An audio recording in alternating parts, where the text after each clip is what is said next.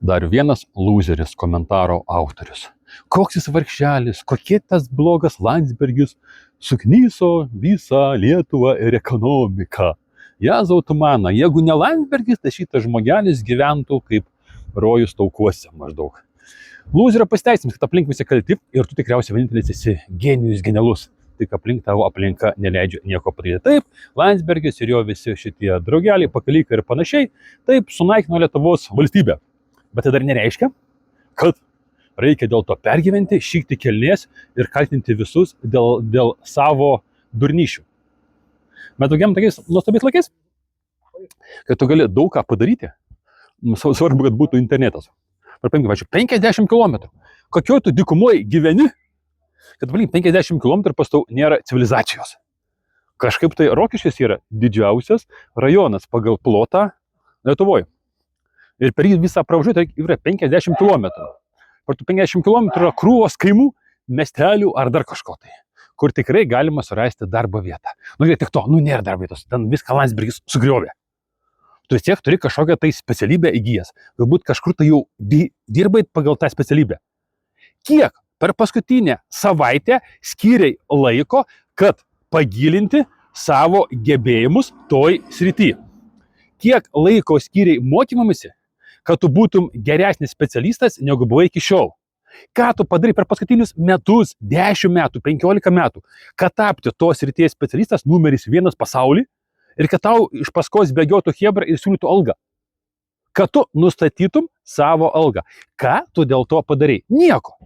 Tu ir toliau sėdi tik tokia ir sėdėsi ir bus visi kalti. Dabar ir aš jau būsiu kaltas, kad pastau gyvenimas šūdinas. Bet realybė yra tokia. Kad ką tu kiek laiko skiri tam, kaip pažiūrėti, kokios dabar perspektyvos yra specialybės, kokie perspektyviausi įgūdžiai yra artimiausiai 5-10 metų.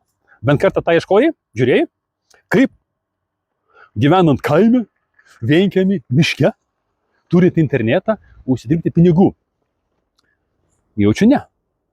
Yra labai daug įvairių dalykų, kur galima užsidirbti pinigus, sėdint bet kur. Svarbu, kad būtų internetas. Ir aš nekalbu apie investicijas, apie kriptovaliutus. Ten brėdas. Ten galima dirbti, viskas tvarkoj, bet tikrai ne tik toko žiūrovai. Nes ten reikalingos smegenys, ten reikalingas mąstymas, analitinis, matematinis mąstymas ir ten reikia dachuja arti nuo ryto iki vakaro. Kad iš tų visų pirkimų pardavimų, tų visų dalykų būtų galima uždirbti visai neblogus pinigus. Taip, žmonės uždirba, bet ne tu. Taip pat klausimas tik tai, ką tu padarai, kad tavo gyvenimas būtų geresnis šiandien, praeitą savaitę, praeitą mėnesį, praeitos metus. Greičiausia, žiūrėjai TikToką ir kaltinai Landsbergį. Šaunuolis. Nuo to tavo gyvenimas tikrai geresnis netaps. Bet tu tokį savo gyvenimą ir skaitai. Tiek vertas, kiek tu ir vertini. Bet kokiu atveju, jūs visi nuostabūs, taip ir toliau gyvenkit, jeigu norit toliau degraduoti. Nieks jums, būkit ramus, nieks jums degraduoti netrukdys, nei Landsbergis, nei aš, nei kažkas kitas. Bet nieks už jum ir netobulės. Negyvens jūsų gyvenimu. O jūs, kai negyvenat savo gyvenimu, gyvenat mano gyvenimus, gyvenat Landsbergio gyvenimus, Trumpo, Zelenskio, nepabijosiu to žodžio, Putino, Rusijos,